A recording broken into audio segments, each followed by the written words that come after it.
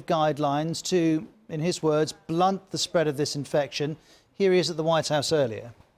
We'd much rather be ahead of the curve than behind it, and that's what we are.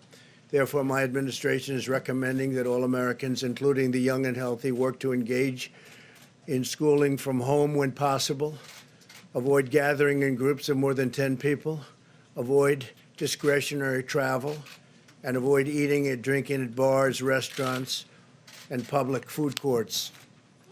If everyone makes this change or these critical changes and sacrifices now, we will rally together as one nation and we will defeat the virus, and we're going to have a big celebration all together.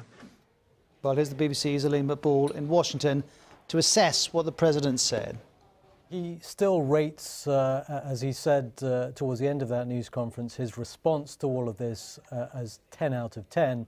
And he is still saying he's ahead of the curve. For a lot of people, he is following really the lead of governors, for example, around this country who've been imposing restrictions, giving the kind of advice he's been giving today in previous days. There are some cities that are going much further than this, and this is just advice that Donald Trump was giving today about staying away from gatherings of more than 10 people, although he was on stage right there with more than 10 people and of course in a packed briefing room as well, but also advising people to homeschool where possible and not to go to bars and restaurants. There are other cities that are closing bars and restaurants. San Francisco is doing much more than that, saying from midnight tonight there should be no travel unless it is essential at all out of people's homes. So a sense that while he is coming on board, there's still much more to be done.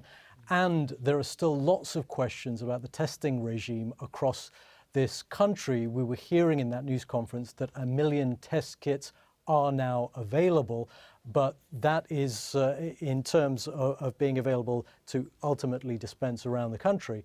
But a lot of people around this